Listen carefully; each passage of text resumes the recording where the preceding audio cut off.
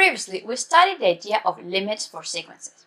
In this playlist, we're going to turn our attention to limits for functions.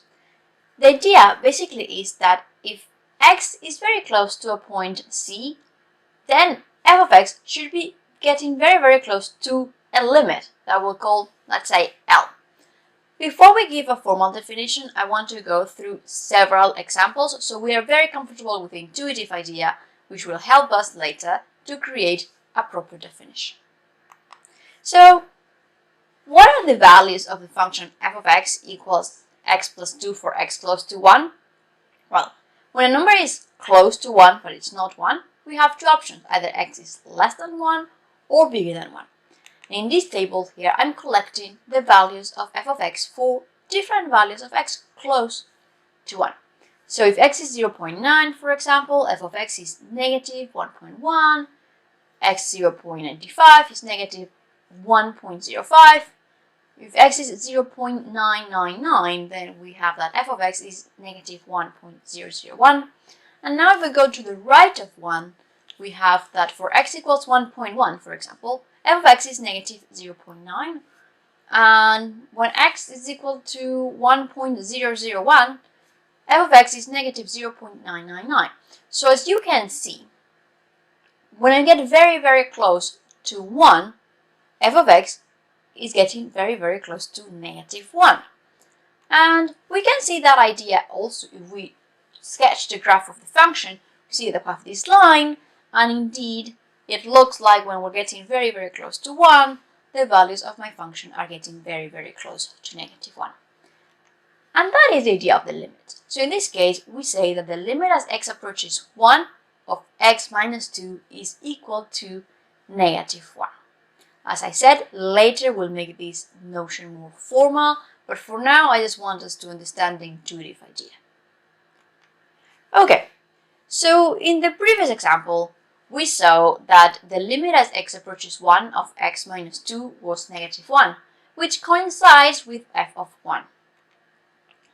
Okay, now what is the limit as x approaches 2 of x minus 2? Well, that limit is 0, which is f of 2.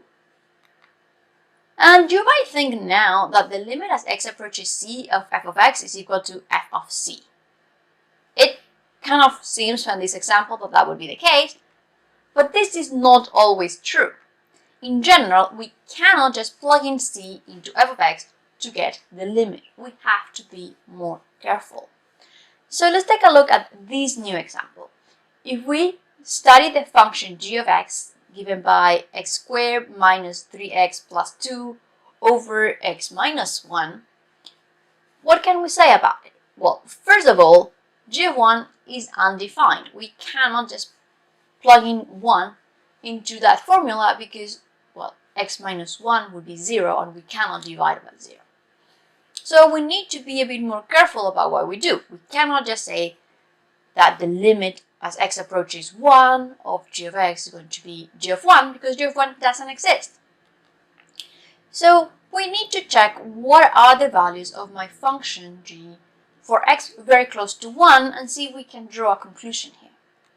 Well, here we have again a table of values, and if you look at it carefully, you will see that when x is very close to 1, g of x is again very close to negative 1.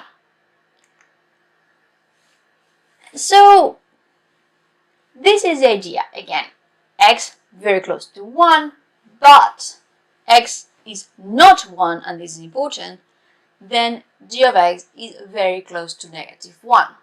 And here you see we had to add the fact that x was not 1 because we cannot really evaluate g of 1. Well, if x is not 1, can I massage my expression to make it into something a bit easier to work with? Well, I know that g of x is this expression, but I can factor the numerator into x minus 1 times x minus 2. Oh, but if x is not equal to 1, that means that x minus 1 is not 0. So I can just cancel those two factors in the numerator and denominator to end up just with x minus 2. And the graph of my function would look very similar to the one that we had before, just that we have a hole at the point x equals to 1, because remember that my function is not defined at 1. So it looks just like a straight line, but with a hole, as you can see in the image. So then, because the limits only care about what happens close to 1 but not at 1, we can say that the limit of my function g as x approaches 1 is the same thing as looking at the limit as x approaches 1 of x minus 2, and this is -1. And that is an idea that we're going to always use to compute limits. We need to always remember that the limit doesn't really care about the point that we are tending to, only cares about the points nearby. So in this example, the limit doesn't care about what happens at 1. Here, we saw that we have a hole at x equals 1, but that's okay. We just worry about what happens around 1, but not at 1.